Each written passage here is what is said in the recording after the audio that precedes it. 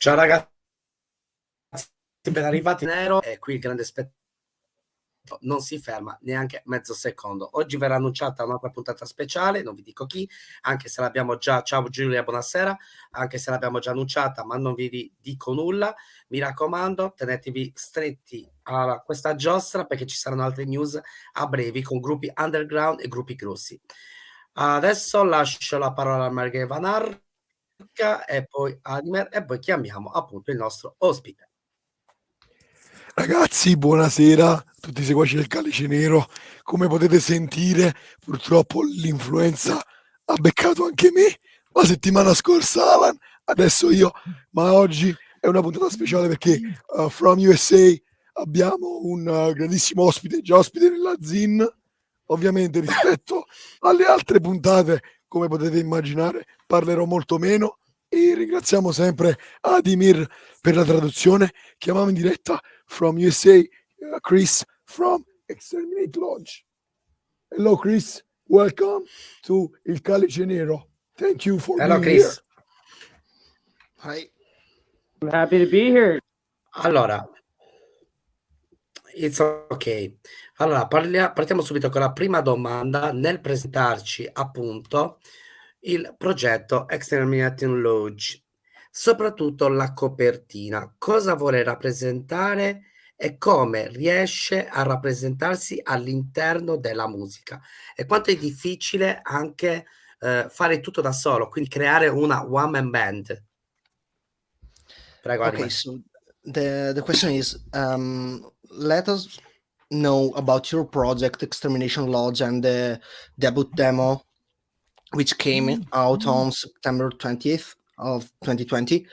And we want you to talk about the artwork, which is a painting, and I personally know that you don't really know the artist who've made this painting, but how is it fitting in the music you've released under Extermination Lodge, and also how hard it is for you as a one-man band to do everything by yourself?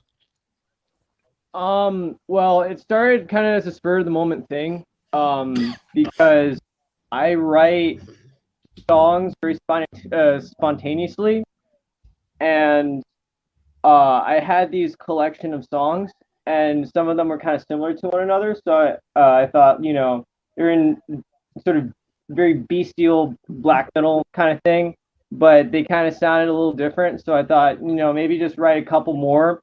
One of the songs didn't make the cut, but some of the titles went through some different forms. I kind of thought about it for a little bit, but like the written portions, it took about like 2 weeks to finalize like what I wanted to do with the instruments and all that stuff. But for the vocals, it's a little bit more difficult for me, just because like I don't like doing like very generic concepts. Like I like doing like kind of deep dives into like individual subjects. That's why like it's like it's like a trip, because like, for example, Blood Meridian, it's a novel. But if you like look into the themes of Blood Meridian, it's like a very sort of satanic novel, because of like the themes of the judge, being this invincible being going after the protagonist, and you can't kill him, and then eventually like it's like he rapes the protagonist in the end. That's some very satanic shit. Or like, if you think of like the Bronze Bull, that's like a very sort of, it's not only like a torture device, but you can sort of expand the concept to where instead of one person going into, roasting one person alive, you can roast like populations of people, just like as like a tool of genocide or something. Sort of like, I wanted to think of like very sort of big sort of subjects, like in terms of like very impactful, and that's and stuff that's like not really usual. So I guess that's what was going on for that. And for like the one man band thing, I'm sort of a perfectionist myself, so like even just I'm working on the guitar, the bass, the drums. Like there's no one to like stop me from being a perfectionist. So I end up like doing like hours and hours of just making sure it's good. Even though it's like it's sort of gritty and I like that, but like I'm still sort of a perfectionist on that. And I'm surprised that I'm actually happy at the way it turned out. Now for the cover art, so the cover art I think is relevant because it was the persecution of Thomas Bucket was the art, and it's like the persecution meaning that like the little upside down crosses are turned, and it's like against priests and stuff.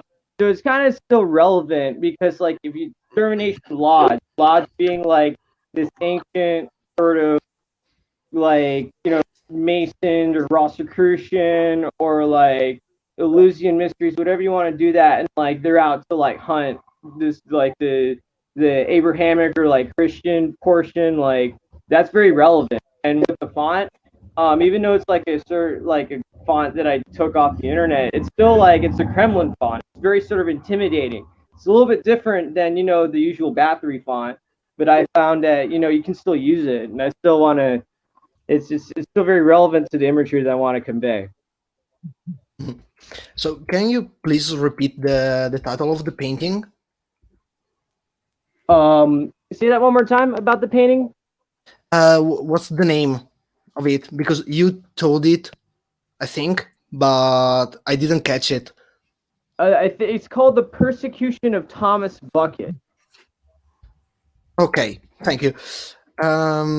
Praticamente, per quanto riguarda il progetto in sé, Extermination Lodge, è nato molto spontaneamente, nel senso che lui scrive molta musica per conto suo e appunto aveva questa collezione di canzoni, chiamiamolo così, molto simili tra loro, alcune molto anche verso il versante del bestial metal, e appunto ha messo assieme queste 3 canzoni. A dire il vero erano 4, però una non è uscita. Per quanto riguarda i titoli delle canzoni in sé, ci sono stati vari cambi nel corso del tempo, quindi non c'è stato un nome definitivo fino a che quasi non è uscito il demo. Per quanto riguarda la scrittura delle canzoni, ci sono volute 2 settimane circa per scrivere tutta la musica. Invece per la voce ci ha messo un po' di più perché non è abituato a fare questo tipo di cosa. E per quanto riguarda le tematiche, ci sono di per sé varie tematiche tra le varie 3 canzoni. Ad esempio Blood Meridian, che è la traccia numero 2 del demo, è quasi una sorta di novella dove si parla di un essere invincibile e che nessuno riesce a sconfiggere in alcuna maniera, nonostante si cerchi di combatterlo quanto più possibile. E dice che ha un approccio quasi satanista da quel punto di vista come ragionamento, però appunto il concept in sé si può espandere veramente tantissimo, addirittura quasi a parlare di una sorta di genocidio, comunque tematiche molto d'impatto e che comunque si collegano anche poi all'artwork.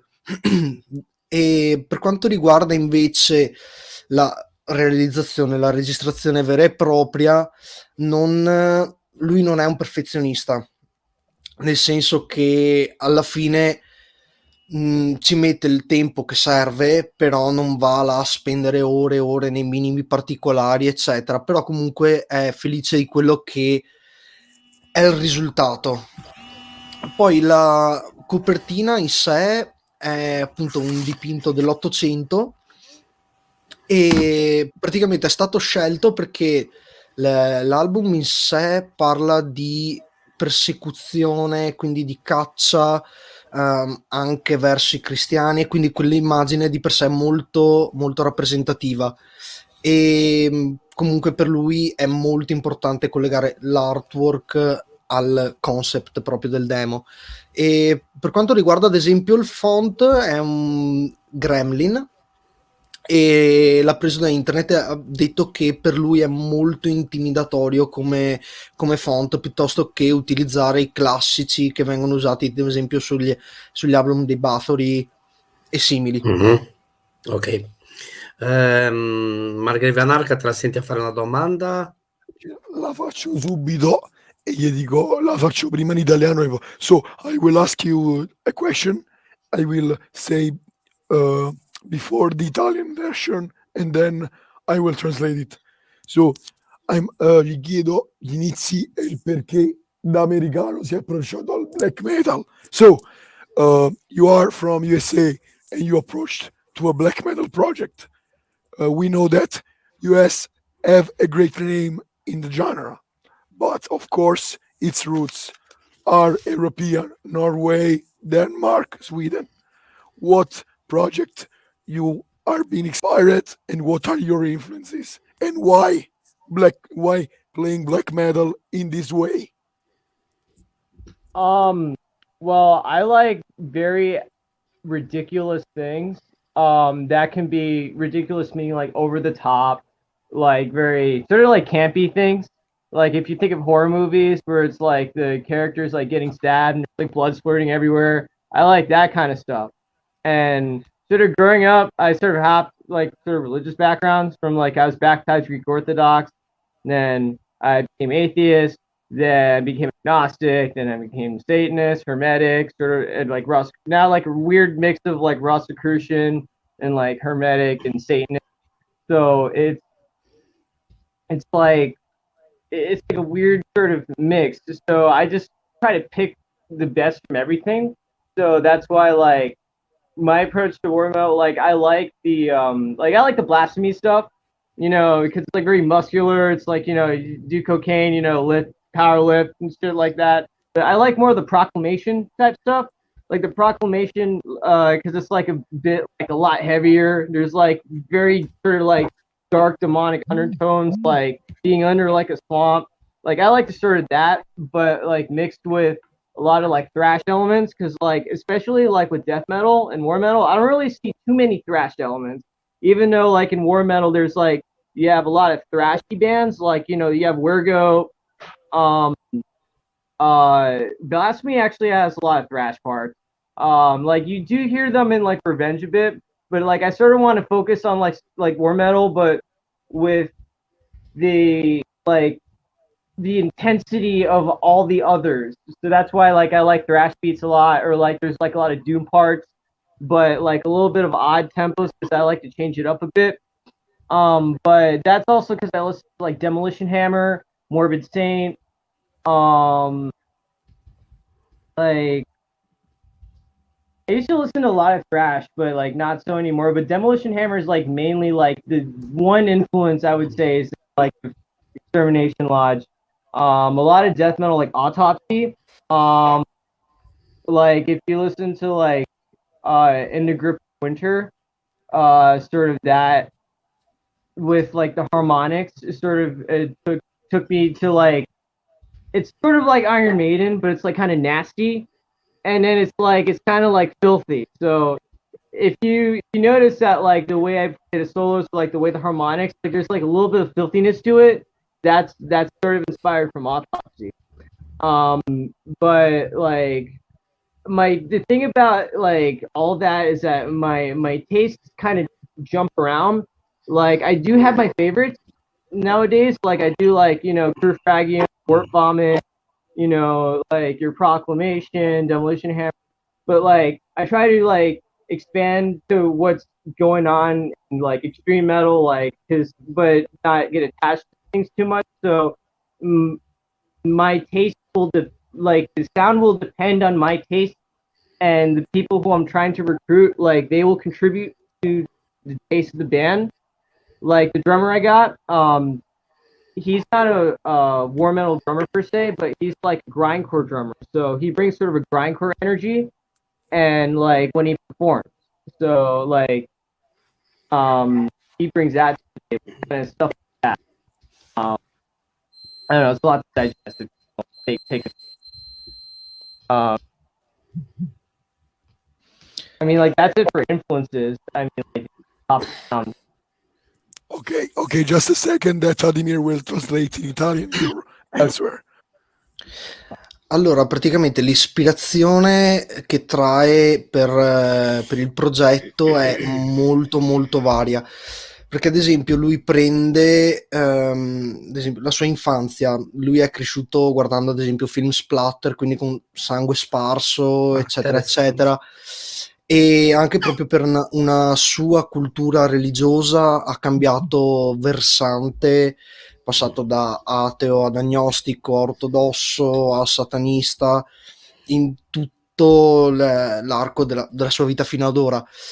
Quindi è un mix abbastanza strano, che però gli ha permesso di trarre il meglio da un po' di tutto e farne un mix. Per quanto riguarda la musica, gli piacciono molto i blasfemi, specie quelli di Grandi. Proclamation, per appunto anche il fatto di avere questo suono demoniaco ed oscuro, con anche abbastanza elementi trash che comunque si possono sentire anche nel demo.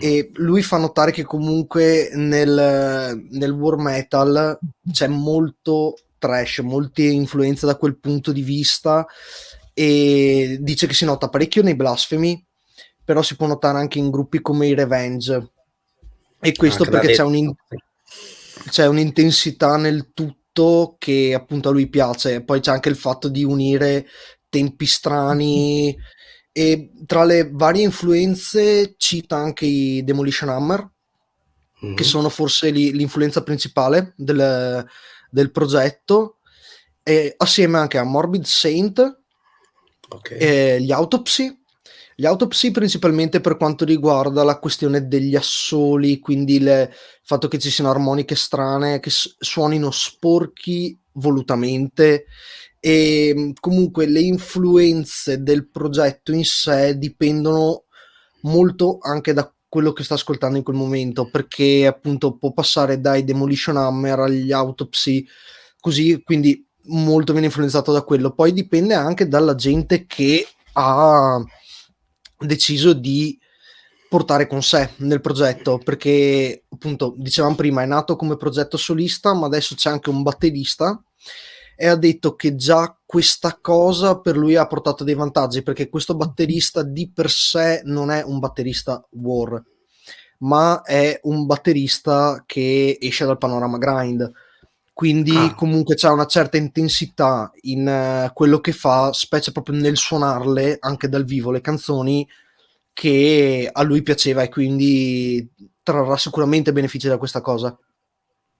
And just before, sadistic execution is also a really big influence, just because of the chaos they bring, and they do this sort of the same thing that I'm doing, just like sort of back then. So like I would say, what I'm doing is sort of like a modernized version of what they're doing, but like with different components, I would say. It's like the chaos, but sort of the order through the chaos, and the Order for Chaos is also a pretty cool band. Ok, praticamente ha detto che un'altra influenza molto grossa per lui sono i Sadistic Execution, grandissimi, che dice appunto che verso gli inizi avevano un sound molto simile a lui. Lui dice che fa appunto una versione marinata di quello che facevano i Sadistic Execution, però con elementi all'interno che sono molto diversi, quindi anche proprio si collegano col caos. Ok, a te Adimer la domanda.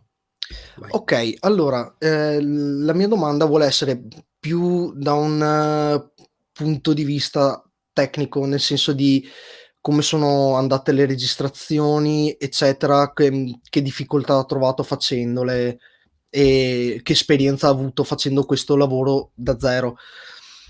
So my question is, how did you feel when you recorded this demo? I mean, this is the first glimpse of the project, and also, if I'm not mistaken, this is your first official project as well. Am I correct? I also play guitar, in a band. Well, we kind of disbanded it, but I played guitar in an AOR/heavy metal band called Dennis Hour. But we had songwriting there, but the production never really turned out the way we wanted to. So like we decided to start a new band, and I play drums. So that's. But what was the other thing relevant to the? No, my question was mainly about the recording process of the demo. So how did it turn up? What difficulties did you get on the way through the recording, and overall the experience? I think like throughout the process, like I think recording that was the most enjoyable part of the process, because like I kind of felt like shit most of the time, because I was like, I felt like shit at work. You know, like I felt like shit being at home, and I was like basically like drinking most of the time, all the time, and like smoking hash all the time.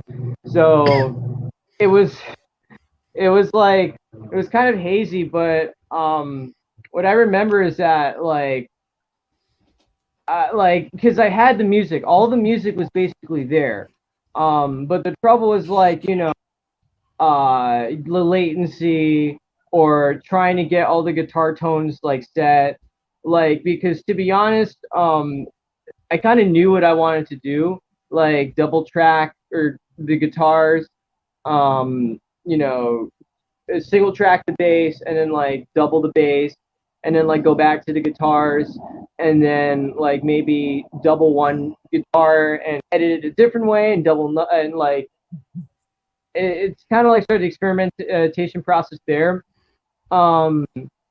With drums, because drums was pretty straightforward, because I just found a sound I like from a free pack of 80s drum kits. It was just like a slew, like a list of them. So I just got best sounding sound. I got the MIDI from the guitar profile that I used to write all the songs.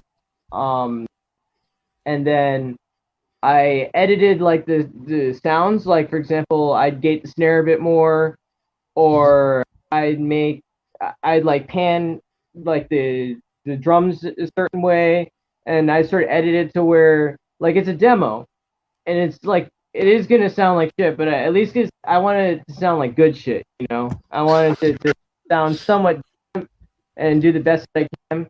Vocals was another difficult point, because like I was in my house and I also live with my family. So I mean, like I moved out, but back then it was kind of difficult to do vocals. So what I would do is that I would basically tarp my entire closet with a couple layers, and then just like get in and get out, do as much as possible with like within a short amount of time. And honestly, like the process worked. But just like all the cables used, like it was a very like learning process. So it was a very educational process for me. Ok, that's great. Praticamente lui ha detto che appunto, inizialmente credevo fosse il suo unico progetto, nel senso che comunque anche online non c'è moltissimo al riguardo, però ha detto che lui ha iniziato come chitarrista in un gruppo heavy metal chiamato Inner Sour. Ha iniziato come chitarrista là, non è uscito niente, ed ora suona la batteria in un altro gruppo di cui non ha detto il nome.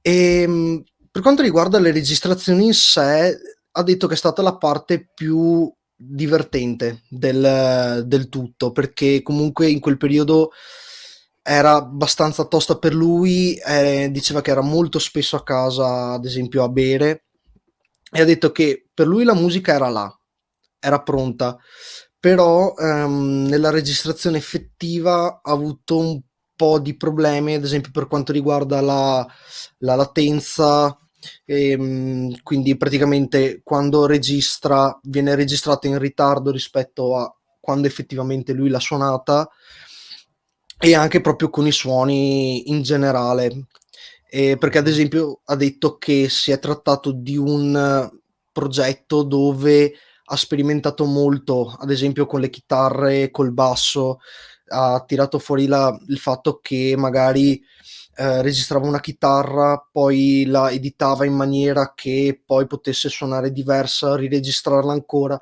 registrare 2 volte il basso, tutte cose del genere, per poi tornare alle chitarre ancora. E appunto si è trattato di uno sperimentare in senso generale. Per quanto riguarda la batteria, il processo è stato molto molto diretto, perché comunque la batteria è stata programmata tramite Guitar Pro, quindi con un file MIDI l'ha trasferito poi dentro il progetto, e per i suoni ha utilizzato un pack di suoni di una batteria anni 80, poi ovviamente modificandola in base a quelle che erano le necessità del progetto al momento. Ha detto che vuole che suoni male ma bene, quindi Ok. è stato un po' l'approccio generale. L'ultima cosa è stato la questione quella della voce, che per lui è stato molto complesso perché nel momento delle registrazioni lui abitava ancora con i suoi, quindi la situazione è stata prendere praticamente un armadio, infilarsi dentro e fare quanto più possibile nel più breve tempo possibile. Però appunto comunque è contento del risultato. Ok, And as sort of perfetto. an addendum to that, sort of like record the guitar recording process, because people often have an illusion that like you play the track like a couple times through, you pick what you want. I didn't do that. What I just did is I just basically recorded part by part by part, because like I knew it was gonna trip me up if I recorded the whole thing. So I just recorded parts, and like it worked. So like, you know, people can complain that it's like it's not real music if you don't play it all the way through. But like I know how to play the parts all the way through. But that's not the problem. The problem is you need to get them. Yeah. If the outcome is great, then it's for the good. Praticamente ha detto che anche per le registrazioni della chitarra molti pensano che basti registrare 2 volte la chitarra, metterla una a sinistra e una a destra, e però lui non ha fatto così, praticamente ha preso parte per parte e ha registrato tutto quanto. Ha detto che forse non riesce a suonare neanche quello che effettivamente è stato registrato, però quello che gli interessa è che il risultato sia buono per quello che è il tutto. Ok, quindi gli Exterminating Lodge diciamo che la vediamo come una sorta di quadro in your face, underground, quindi una sorta di sottobosco, quindi un sound, appunto una registrazione abbastanza grezza, minimale ma comprensibile. Quindi tutto questo appunto calderone, questa situazione molto particolare, come riesce a influire all'interno della sua mente e creare quel caos definito un'arte retro senza perdere la parte moderna attuale del black metal anche. Is basically comparing your project Extermination Lodge to a painting, which is like some sort of foresty kind of vibe, sort of underground looking, and that's still raw and minimal but still comprehensible in the context. And this is more like black metal, and this how is it influencing the project, and how this art can't lose sense and purity, like in the vein of black metal that you're doing with it. So just to clarify, you're saying that so my music tends to be on the side of black metal, and what the group of band what we're doing, and that like sort of to explain my how black metal has an influence on me, and how black metal, the purity of black metal sort of gets distorted by like my peers or stuff like that. Is that what you're basically asking? No, kind of. Let's say that the project has this raw nature, and how this side of black metal is influencing your project. Oh, nature. I would say like the desert has more, like I'm more inspired by like the desert than the forest, because like with the desert there you have no food, you have no water, you know, with the cold you can sort of bundle up in layers, but you can't really escape from the heat. Like what are you gonna do? Like you're gonna peel off your skin? And while like I do like a lot of like the sort of foresty bands or like the foresty sounds, like I feel that like it's kind of like an apples to oranges type thing, but I am drawing from the pool of black metal, specifically the the first wave bands like Venom, Sarcophago, um, like that mortuary drape, like, and like I want to get that sort of retro vibe, but like give it like put it in like a modern context. Okay. So you're basically taking from the more trashy side of black metal than the more raw and cold one. Actually, I would use the term percussive. Percussive. Okay. Yeah, because it's like percussive. It's like, you know, like you kind of feel it. It's like it's a very primal feeling. That's what I want to connect black metal to. And yeah. Ok, praticamente lui dice che più che per quanto riguarda un sottobosco, comunque roba forestale, chiamiamola così, lui si vede quasi più collegato a quello che è il deserto. Nel senso che lui dice che appunto in un deserto non hai cibo, non hai acqua, non puoi scappare dal caldo che c'è, quindi questo è quello che vede più per il progetto piuttosto che appunto un paesaggio boschivo. Per quanto riguarda il grezzume, chiamiamolo così, del tutto, dice che viene fuori più dal versante della prima ondata di black metal, quindi parla di Venom, Sarcofago, Mortuary Drape, perché hanno comunque un suono molto... Nostrissimi Mortuary Drape, tra l'altro. Bulldozer. Yeah, Mortuary Drape are actually one of the best bands from Italy. So just hail. Yeah. Praticamente ha detto che comunque hanno un suono molto percussivo, più per quello che per quello che è in generale, perché comunque lo senti molto col corpo, però ha detto di voler prendere quello e portarlo verso un approccio più moderno, appunto. Ok. Faccio un attimo una Anarca e poi allora volevo fare una domanda sul do it yourself, ma la faccio dopo. Gli parliamo dell'underground italiano. So I was in the process to make you a question about the do it yourself process of your album, but you named Mortuary Drape, and Mortuary Drape, Necrodeath, and a lot of bands in Italy are huge in the proto black metal scene. So we're gonna ask you what bands from Italy you used to listen or you like, and what you think about our own scene, because we are both from three different parts of Italy. So it's good to know your what you think about Italian black metal. Well, I like just like the Italians in general, like the way you guys approach art, just like I just think of like Italian horror movies. It's just like, you know, just gore everywhere.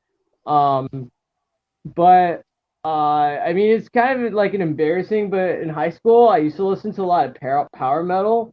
So probably the Italian band that I listened to the most was like Rhapsody and Rhapsody of Fire, and they actually kind of taught me how to sing anyway, because like I would sing on the way home to school and stuff.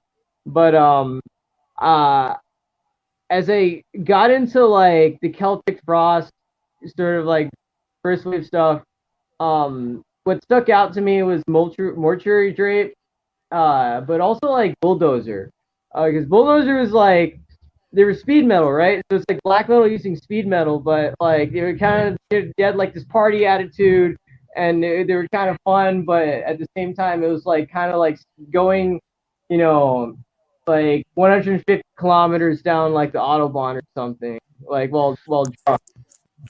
Just a fun fact for you. We got Andy from Bulldozer in this podcast here, and we will got Bulldozer in some of next episode. So to all the guys that are listening, stay tuned because we have some historic metal, Italian metal project on il Calice Nero. So stay tuned for the next episode. Just a little spot.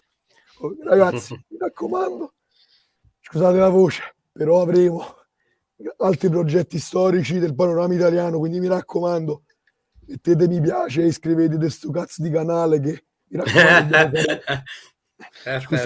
scusate per il cazzo di canale, ma potete immaginare la mia frustrazione nel parlare oggi. Comunque, prego Dadimir per la traduzione. So, there are any other bands that maybe from Italy do you feel like you're listening?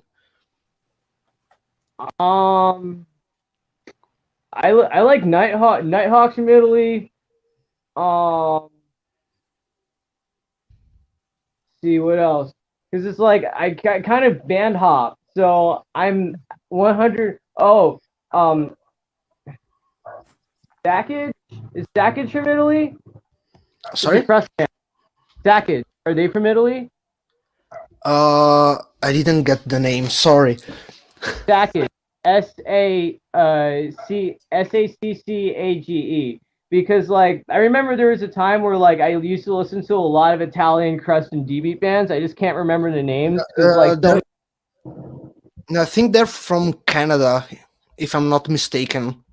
Because like I remember there was like a couple like Italian D-beat and crust punk bands that I was like really into back when like I started to get into that, because like it's like percussive stuff like.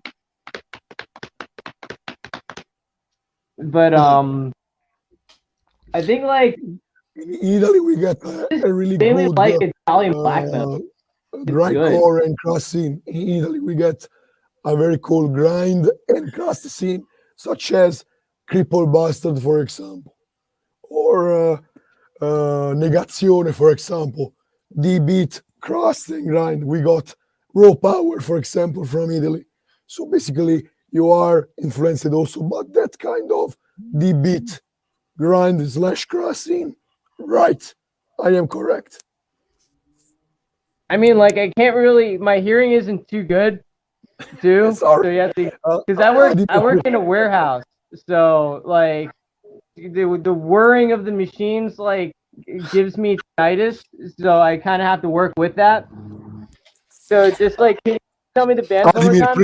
Adimir, please translate. You got a better voice than me. Okay, basically he told that maybe your influence from the beat scene and hardcore scene in Italian, also crust punk scene, and he talked about bands like Cripple Bastards and Negazione. Yeah. Sorry? No, is Birdflesh? No, I think they're from either the UK. Is Birdflesh from Italy? Let me check. They definitely used to listen to Cripple Bastards a lot. Birdflesh are from Sweden, at least if I'm not mistaken. Like, to be honest, I don't know too much about like grindcore and like I know a lot about like American hardcore because I actually listen to a lot of American hardcore, but I don't know too much about like the stuff over there, like, because like I like a couple of bands from Italy, but like I'm not I'm not sure about like the Italian scene. I'm not like well versed enough to know about all that stuff because I know other bands like Flesh God Apocalypse, but I don't really like them too much. But if you like them, you like them. But I just like to focus on like the basically the first wave black metal in Italy. Ok. Traducete il tutto, perché sennò... Allora, praticamente lui dice che la musica che vede uscire dall'Italia è un po' come i film horror, nel senso che c'è comunque molto sangue ovunque, e abbiamo parlato prima di quanto lui legato sia alla questione dello splatter, e ha detto che comunque quando era piccolino ascoltava molto i Rhapsody of Fire, e che gli hanno insegnato anche a cantare, ad esempio quando tornava a casa da scuola, e ha parlato che comunque tra le band che lui apprezza maggiormente del panorama italiano sono band appunto come i Mortuary Drape e anche i Bulldozer, e che comunque hanno questo molto atteggiamento più verso lo speed metal, quindi questa attitudine da party, quindi è una di quelle robe dove è molto veloce, molto divertente, che sembra quasi di andare a 250 all'ora in autostrada senza freni. E poi ha parlato ad esempio anche dei Nighthawks, e comunque in generale non conosce moltissima roba italiana. Lui apprezza moltissimo anche gruppi come i Cripple Bastards, che abbiamo parlato prima, e però appunto sulla scena in sé, tra l'hardcore, il D-beat, il crust in sé, non conosce troppissimo. Ok, salutiamo Alberto dei Cripple Bastard. And one last thing, because it's like I'm like 27 years old and I've been a metalhead since I was 12. Like I've been band hopping for like the longest time. So it's like I would go from like face to face and all these bands would come. So it's like it's hard for me to put my foot on like one particular band because like I have ADHD, so my attention span isn't that great. So I accommodate that by like sort of hopping to like whatever extreme sounds are there. But like what I would take with me is specific bands that I think are memorable sort of take the spot. Like even though like I don't like listen to too much like first wave black metal nowadays, like I do put on like Mortuary Drape or Bulldozer, but like it's kind of like very spur of the moment. That's why like I can't like sort of target certain bands just because it's like it's all sort of packed in there, and probably the amount of weed that I smoke doesn't help too. Thanks for your honesty about that.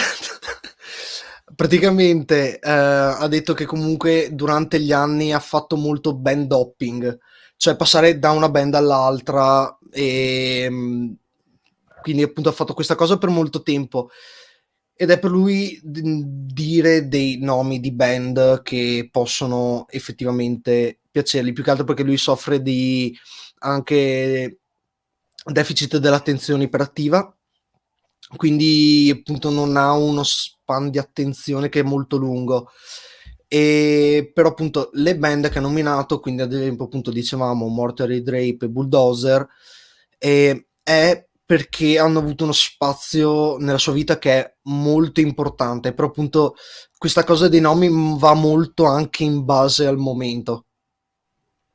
Ok, E poi adesso e poi ha detto cose che ci evitano la monetizzazione. Esatto, quindi meglio evitare la demonetizzazione.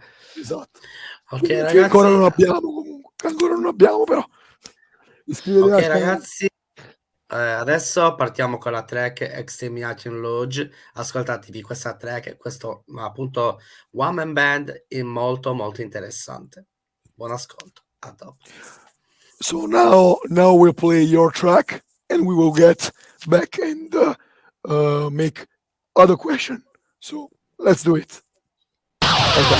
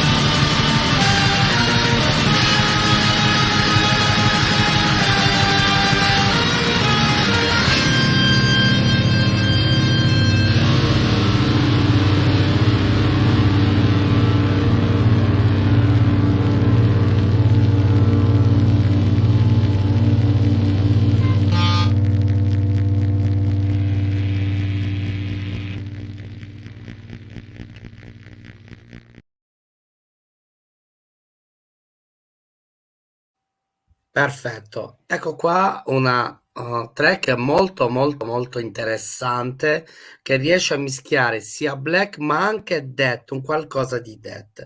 Appunto, voglio chiedere appunto a Mr. Chris, questa track, quanto è stata difficoltosa nel crearla, nel creare quello stile, di chitarra, quel riff, non proprio minimali, però riesce a portarti sempre in viaggi verso il retro, quindi verso una sorta di viaggio a ritroso.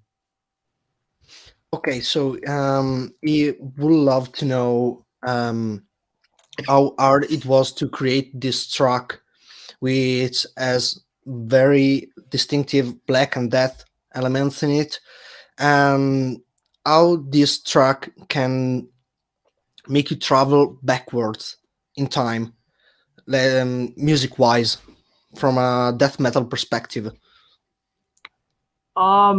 I think that track had very non-metal influences. Because like I was kind of actually trying to harken back to my childhood influences.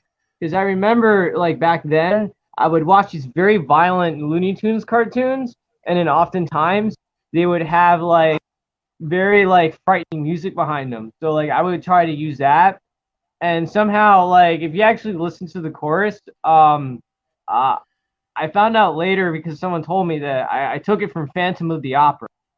Like da da da da da da da da da da. And when I try to balance out those elements, and I guess like in the middle, it got to where like it was like a doomy part, but I wanted to spice it up a bit, so that's why I added some like odd time signatures and stuff, and like a little nice progression, and then like at the end, I guess you could say like there is some kind of like second wave black metal element, which is why you would come to the conclusion that like it's very like black and death metal. But I think it's just like how the writing process turned out. Ok, thank you. Praticamente lui ha detto che in realtà la canzone non ha di per sé vere e proprie influenze metal, nel senso che all'epoca guardava moltissimi cartoni animati violenti dei Looney Tunes, ad esempio, e ha detto che praticamente anche questa cosa, poi con le musiche che ci sono dentro quel cartone, ha portato a questa sorta di passaggio anche nel ritornello che ricorda molto Phantom of the Opera. E nella parte centrale c'è questa parte Doomy che comunque ha voluto accentuare con tempi strani, con accordi, e comunque dice che ci sono alcuni elementi nella canzone di per sé che possono portare a dire che può essere collegata anche alla seconda ondata del black metal e a tutto l'ambito Black Death di cui parlavamo prima. Detto che comunque di per sé la composizione non è stata troppo complessa in sé, nel senso che è andata molto diretta, Fluida, ok. molto fluida. Invece, andando avanti, appunto, nel secondo capitolo di Extermination Lodge, cosa avverrà? Come il suono, come si diluisce, avendo un nuovo batterista, appunto, avendo un batterista, sempre sul black, o dobbiamo aspettarci un qualcosa che riesce a sconvolgere la mente di chi ascolta, appunto, questo progetto? Okay, now that you've talked earlier about the new drummer, which is coming in, how this will be influencing the band, and how will Extermination Lodge move on as a project or as a band? Will it be still on the blackish metal side? Yeah. Or maybe the fact that your drummer is more on the grindcore side will bring something else into the table? Well, it's always the core of the spirit of the band is always going to be within the Black Death sort of war bestial like that sort of realm, just because of like how it's like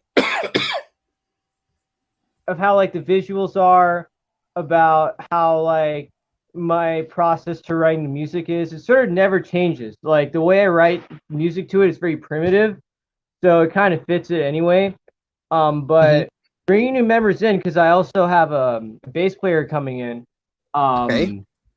But like basically like they understand what I go for, and then I allow them the freedom. I give them the freedom to do whatever they want to do within the context of the band. So it's kind of like the band now functions as like a democracy, but like I'm kind of like the dictator behind it, like on top, like right here. You know what I mean? So it's like, because I don't want it to be a band, but at the same time, I have to protect the integrity as sound as the person who started it. But it would be nice to have like, you know, people just like writing and contributing.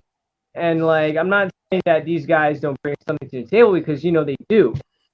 But it's like, we're sort of like getting into the groove of everything, because like I have a job at real life. They have, you know, jobs, real lives too. And they actually have a couple other bands. So like I purposely sort of take it slow, just so like me and the other guys can sort of like deal with like a real life shit at the same time. Ok, praticamente lui ha detto che comunque lo spirito del progetto è sempre e rimarrà bestial metal, quindi war metal, black death, e comunque l'approccio in sé non cambierà nel tempo, quindi sarà comunque molto primitivo, e come lo è stato anche adesso.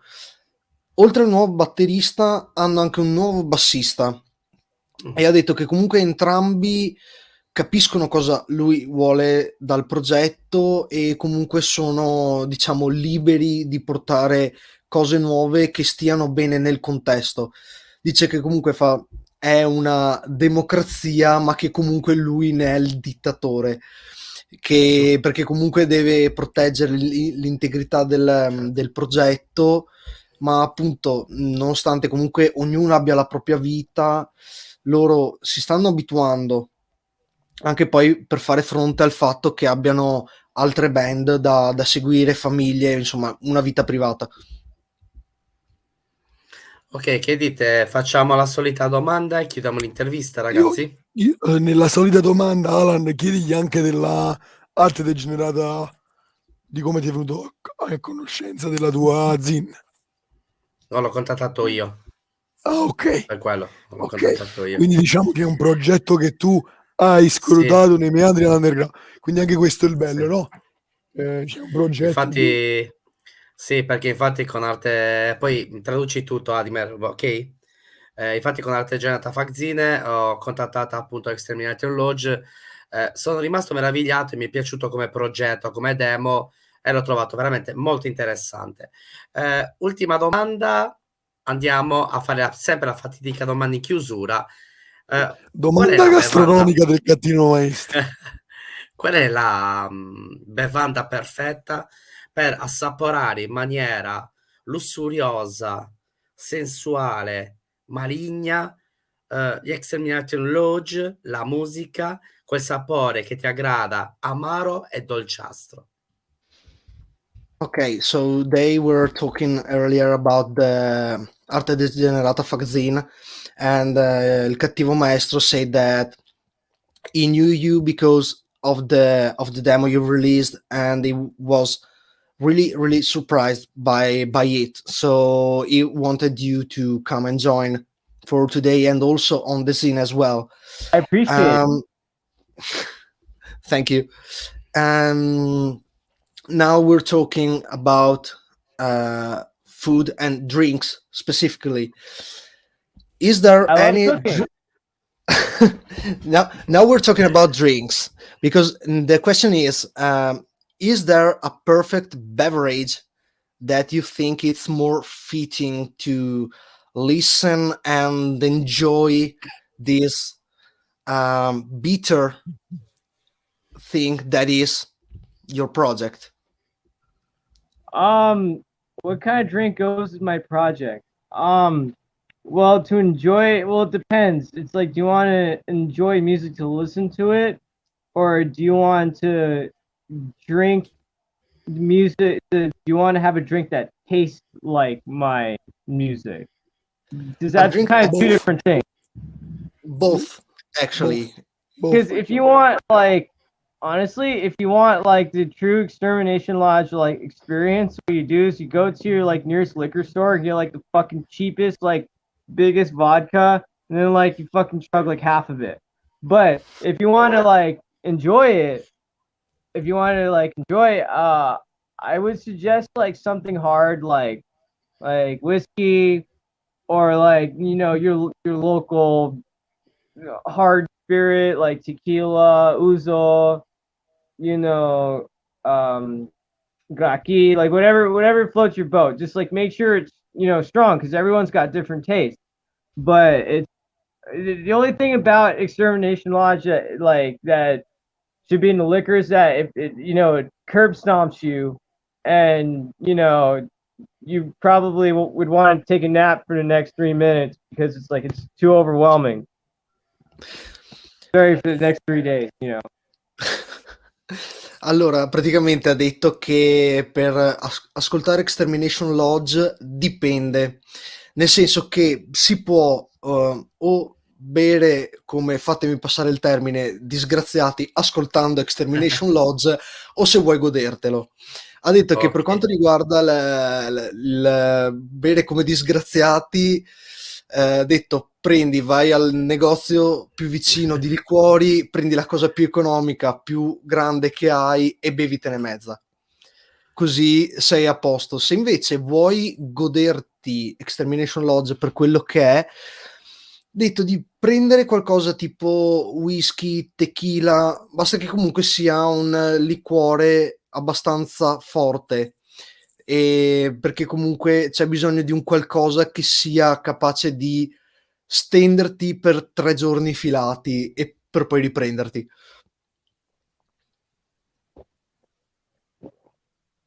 Al microfono mutato, maestro, microfono mutato, smutati.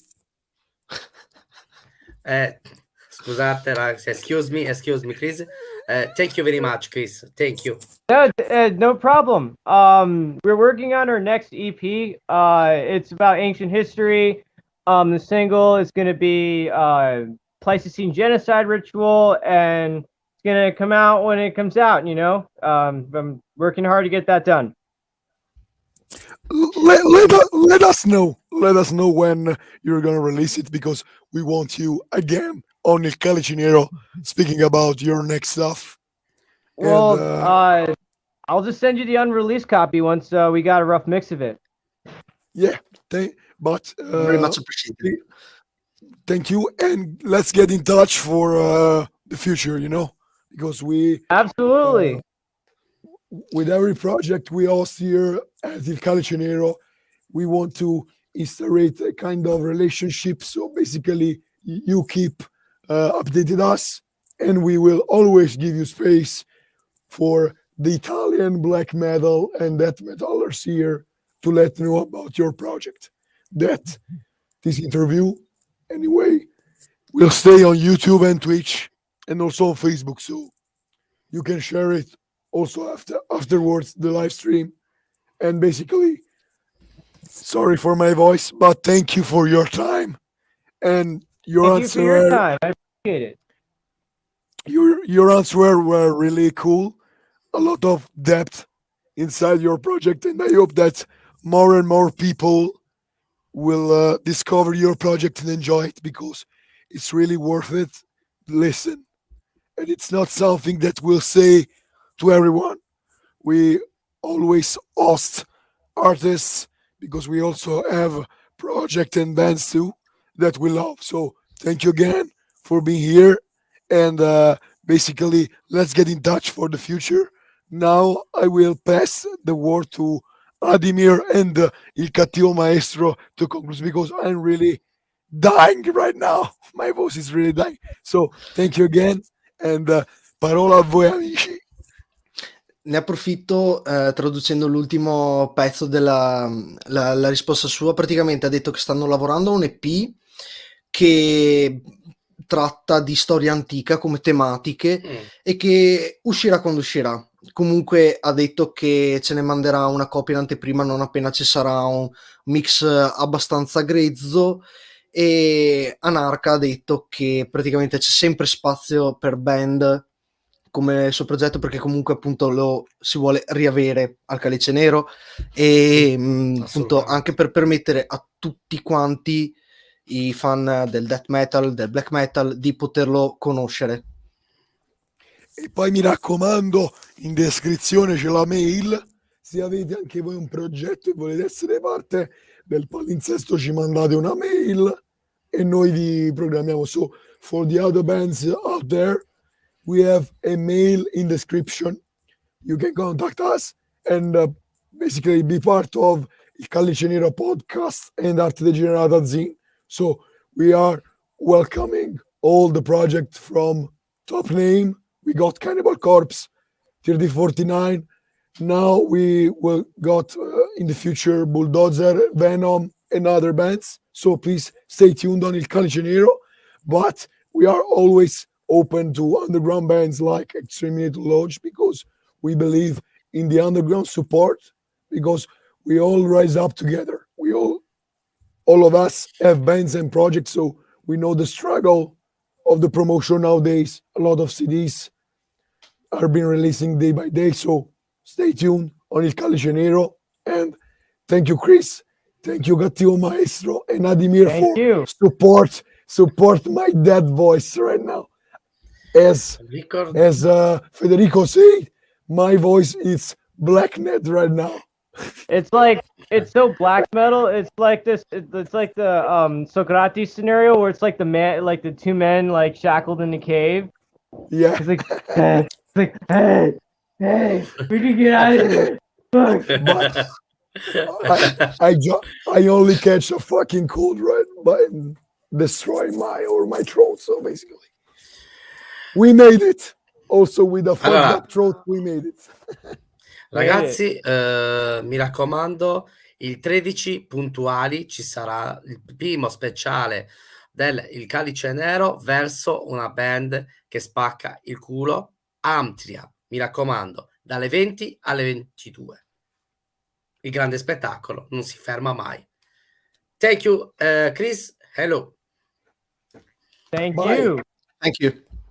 See you next time. Keep in touch.